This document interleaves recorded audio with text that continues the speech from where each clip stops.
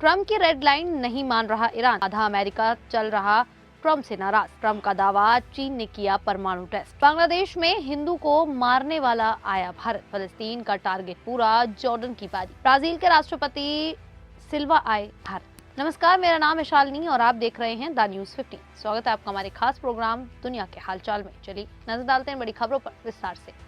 America और Iran के बीच परमाणु कार्यक्रम पर तनाव जारी है। फरवरी 2026 में जेनेवा में अप्रत्यक्ष बातचीत का दूसरा दौर हुआ, जो ओमान के माध्यम से हुआ।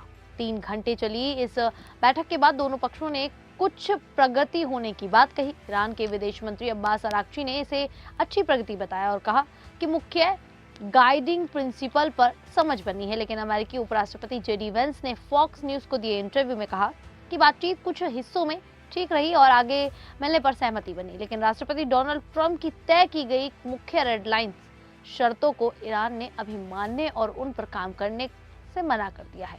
इसमें सबसे बड़ी शर्त है कि ईरान कभी परमाणु हथियार ना बना सके, क्योंकि इससे वैश्विक हथियारों की दौड़ शुरू हो सकती है। वेंस ने कहा कि अमेरिका डिप्लोमेसी को इम्पोर्टेंस दे रहा है, लेकिन अगर बातचीत से फायदा नहीं हुआ तो राष्ट्रपति ट्रंप फैसला लेंगे और अभी विकल्प खुले हुए हैं, जिसमें सैन्य कार्रवाई भी शामिल है।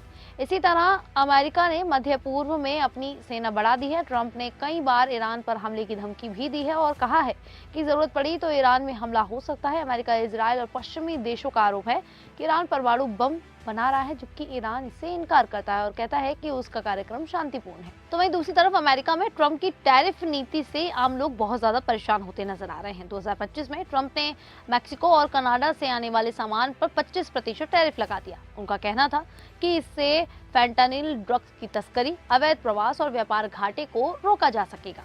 चीन से आने वाले सामान पर भी अतिरिक्त टैक्स बढ़ा दिया गया। बाद में USMCA समझौते के तहत कुछ सामानों को छूट मिली, लेकिन ज्यादातर पर टैरिफ लागू ही रहे। इसके अलावा स्टील, एल्यूमिनियम और ऑटो पार्ट्स पर भी वैश्विक स्तर पर टैक्स बढ़ाया गया। फरवरी 2026 तक अमेरिका की औसत टैरिफ दर 1940 के बाद सबसे ऊंचे स्तर करीब 9.9% से बढ़कर 13.5% तक पहुंच गई। रिपोर्ट्स के मुताबिक इन टैरिफ का लगभग 90% बोझ अमेरिकी कंपनियों और आम लोगों पर ही पड़ा है।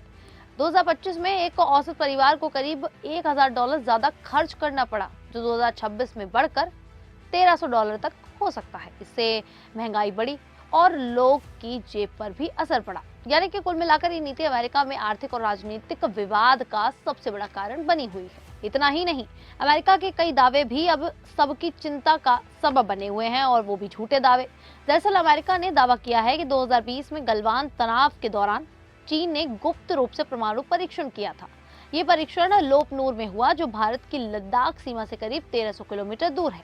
अमेरिकी अधिकारियों के मुताबिक 22 जून 2020 को कजाकिस्तान के एक स्टेशन पर 2.75 तीव्रता का झटका दर्ज हुआ, जो विस्फोट जैसा लग रहा था। हालांकि कुछ विशेषज्ञों का कहना है कि ये संकेत कमजोर था और पूरी तरह पुष्टि नहीं की जा सकती।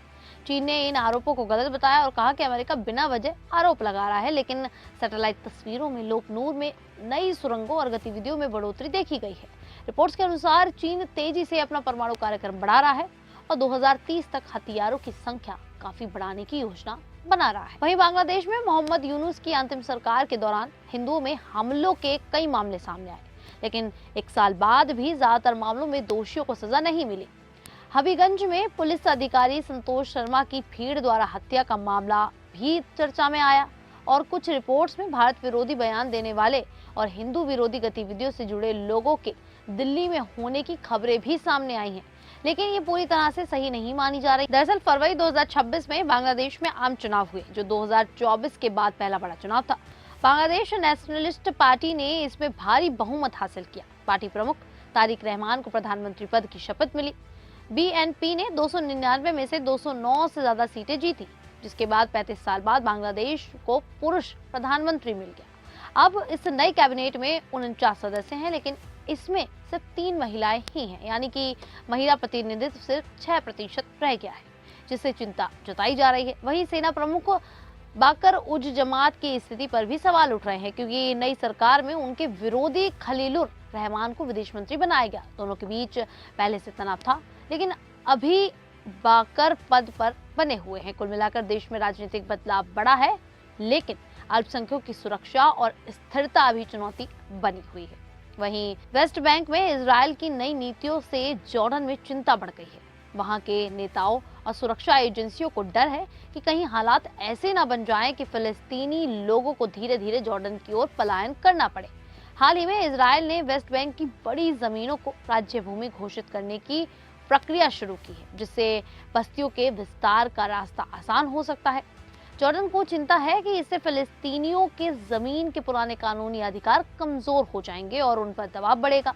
साथ ही लगातार सैन्य कार्रवाई, आर्थिक मुश्किलें और सख्ती के कारण लोगों के लिए वहां रहना मुश्किल हो सकता है। अगर बड़ी संख्या में लोग जॉर्डन की सीमा की ओर आते हैं तो हालात गंभीर हो सकते हैं। इसी वजह से जॉर्डन सतर्क हो गया है और जरूरत पड़ने पर सख्त सुरक्षा कदम उठाने की तैयारी कर रहा है। तो वहीं ब्राजील के राष्ट्रपति लुइज इनासियो लूला दा सिल्वा 18 से 22 फरवरी 2026 तक भारत की 5 दिन की यात्रा पर दिल्ली पहुंचे हैं। एयरपोर्ट पर उनका स्वागत विदेश राज्य मंत्री ने किया। उनकी इस यात्रा का मुख्य उद्देश्य भारत और ब्राजील के बीच व्यापार, निवेश, तकनीक और रणनीतिक सहयोग को मजबूत करना है। राष्ट्रपति लूला इंडिया एआई इम्पैक्ट समिट 2026 में भी हिस्सा लेंगे, जो भारत मंडपम में हो रहा है।